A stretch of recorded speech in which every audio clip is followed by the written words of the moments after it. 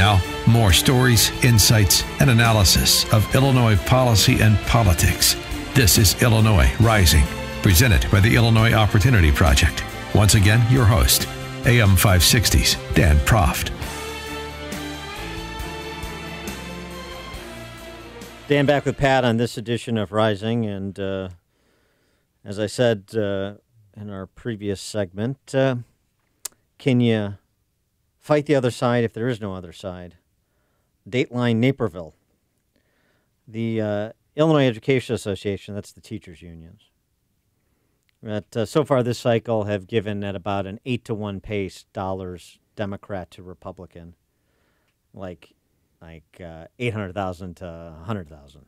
That's what 8-to-1 is. That was good. Right. But just in terms of order of magnitude, too, the scale we're talking about, there'll be, these are seven-figure players, the public sector unions that control the state, that finance the Democrat power structure, and do their best to finance a few Republicans who they believe will or have folded in with that power structure. Yeah, the 100,000 is their hedge play. There's no question. That's why it's like any hedge. It's a much smaller number.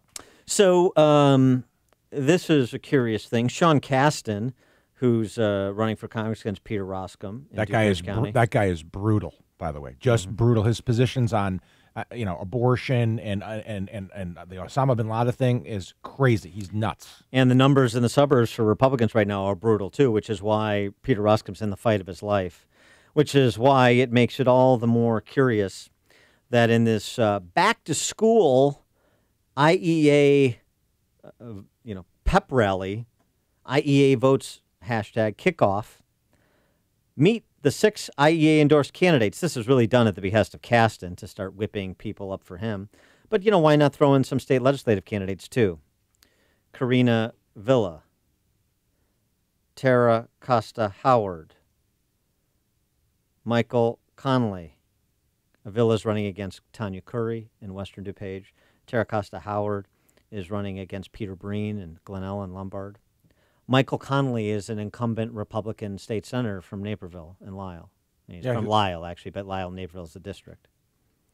Tom Cullerton, Eastern DuPage state senator, Democrat.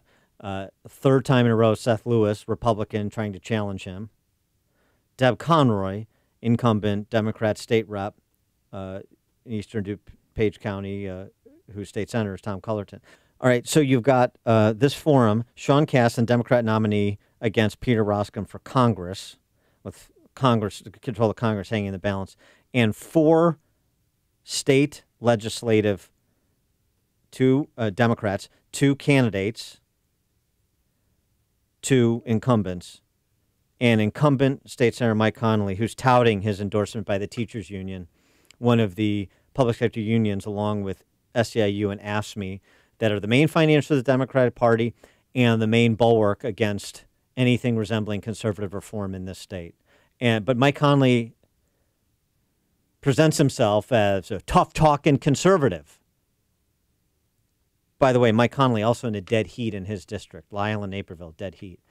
Can he connect the dots? Can Republicans connect the dots of why Mike Connolly might be in a dead heat there?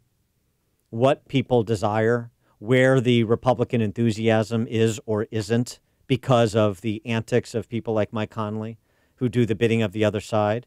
You don't need to challenge some of these guys except to make the seats more radical because they're so inclined to surrender.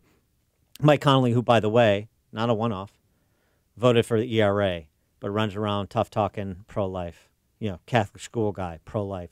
Is there a more